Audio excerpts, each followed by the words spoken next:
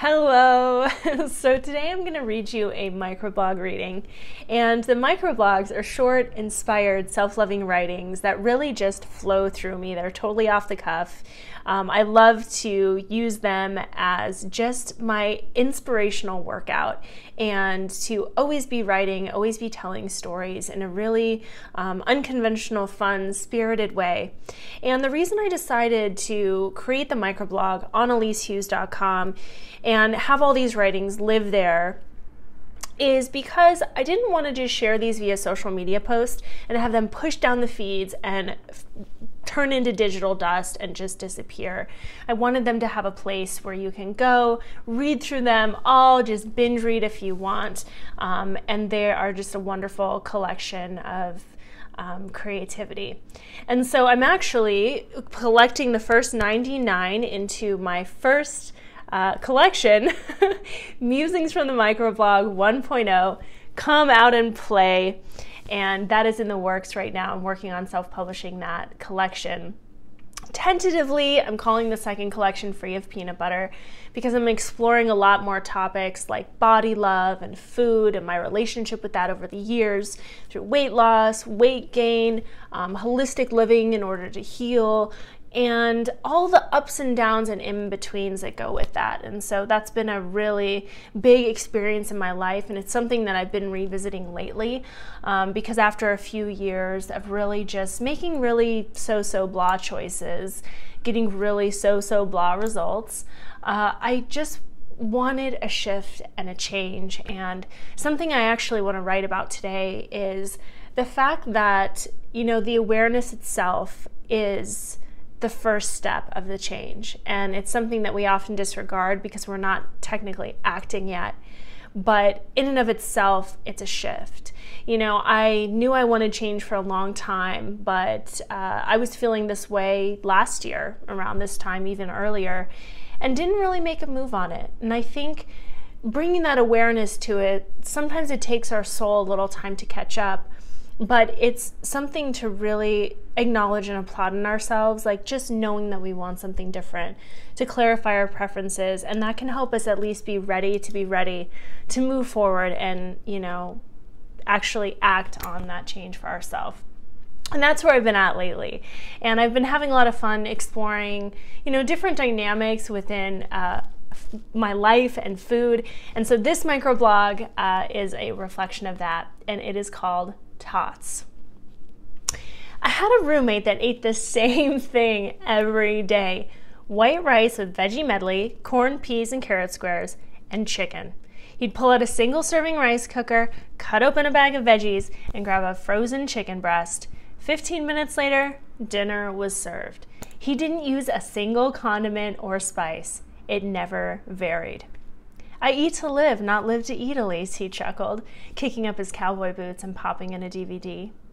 It baffled me. I agonized over food, fantasized about it, couldn't get enough of it. Food was comfort and coping and entertainment. It was satisfying in every sense of the word. I siphoned more mental energy into what I was going to eat at every meal than I would ever admit out loud. At breakfast, I started thinking about what I'd have for lunch. If we planned a dinner out, I reviewed my order every day in lead up, tweaking and adding, delighting in all the possibilities, and reciting it out loud to Jimmy. I wrote extensive grocery lists and edited them regularly, designating every category with color-coded hearts. One day, me and the P.I.C, partner in crime, walked to the grocery store. I needed chapstick and he wanted an iced tea. We picked out our items and he went to look at something else, so I cruised the frozen aisle, drooling over Tots. I effing loved Tots.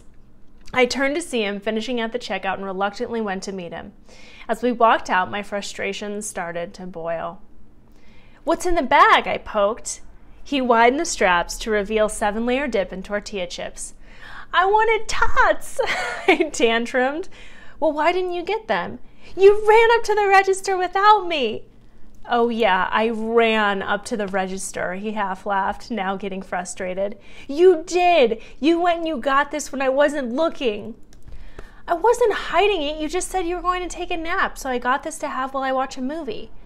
That's not fair. You're going to eat all this delicious food while I sleep. I was officially worked up. Oh my God, do you want me to turn around and go get you Tots? We were halfway home by now, and he was just as annoyed as I was.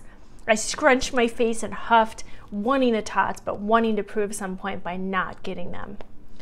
I'm getting you your damn Tots. He spun and reached the corner before I even thought to move. Not wanting to be left behind, I jogged after him. When I caught up, he hardened his face in an effort not to laugh as I looked at him sideways with a sheepish smile. We burst out laughing. When we reached the store for a second time, I footballed the Tots, and we found another line to avoid an awkward conversation with the clerk. Jimmy was still trying to act annoyed, but I kept making him laugh. On the way home, he did imitations of me. You're gonna eat all that delicious food without me, he stomped, making baby voice. We both knew if he had yummy food, I wanted yummy food. Through 1,000,002 obsessive instances with anything edible, a delicious idea kept me coming back to that single-serve rice cooker. What if my life was so exciting it filled me? I fucking loved food, no doubt. But what if it didn't have to be everything, just one thing? Sometimes celebration or nourishment, fun or fuel. One of many delicious sensual experiences that tiled the mosaic of my dynamic, adventurous life. I could live to live, and eating would be part of it, except when it came to Tots. Oh, yes. Gotta love me some tater tots. So I hope you enjoyed this reading today, and all the links are down below for you to read this microblog or many more, and see where I'm hanging out in all my usual spots. Talk to you soon. Bye.